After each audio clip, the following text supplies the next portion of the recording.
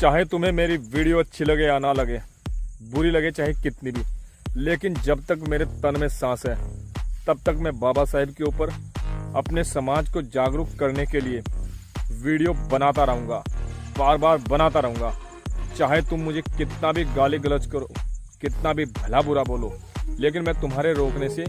रुकने वाला नहीं हूँ, ये वादा है मेरा। और रही बात दूसरी कि बाबा साहेब ने हमें बहुत सारे अधिकार दिए हैं, बल्कि ये मान सकते हैं कि इस कास्ट को जिसे सदियों से दबाया गया है उसको जीवन जीने की नई अपॉर्चुनिटी दी है।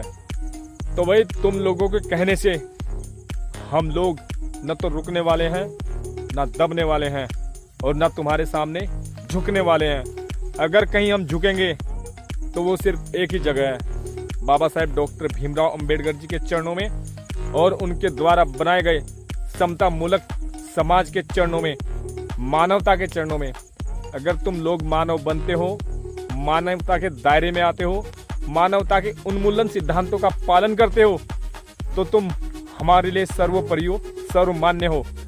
लेकिन जीवन की विडंबना और तुम लोगों की ये है कि तुम लोग हम लोगों को कभी बराबरी का अधिकार देना नहीं चाहते, ना ही अपने बराबर में बैठाना चाहते हैं,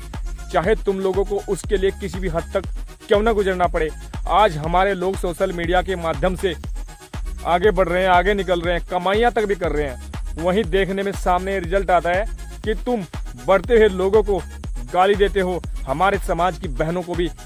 वीडियो में गंदी गंदी कमेंट करते हो। जबकि इस बात का ये प्रूफ है कि जितनी भी हमारे समाज की लड़कियां हैं सिर्फ और सिर्फ अपने समाज को जागरूक करने के लिए वीडियो बनाती है, वो तुम्हें या तुम्हारे समाज को बिल्कुल भी कुछ भी नहीं कहती। लेकिन फिर भी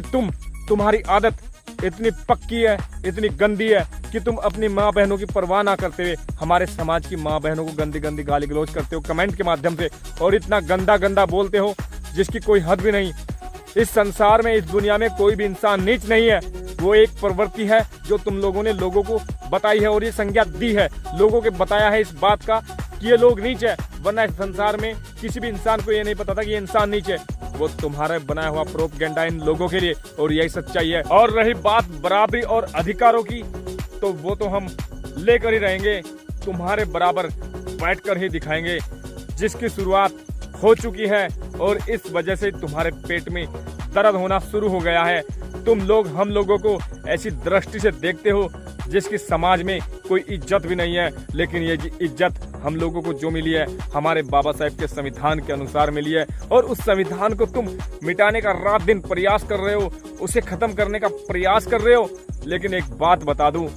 संविधान किसी के बाप की जागीर नहीं है जो किसी के मिटाने से मिट जाएगा, किसी के जलाने से जल जाएगा। वो हमारे बाबा साहेब ने लिखा है, जिसे पूरी दुनिया बाबा साहिब कहती है और पूरी दुनिया उनका सम्मान करती है। बस तुम ही कुछ ऐसे लोग हो, चुनिंदा गिने चुने, जो बाबा साहेब से जलते हैं और उनका सम्मान नहीं करते हैं। लेकिन सम्मान करना पड़ेगा और तुम करते भी हो, चाहे उसके लिए तुम राजनीति का पथ अपनाओ, SC/ST की वोट लेने के लिए तुम चाहे उनके घर में जाकर खाना खाओ, चाहे तुम्हें कुछ कितनी भी हद तक गिरना पड़े, लेकिन तुम करते हो और कर रहे हो और आगे भी करेंगे।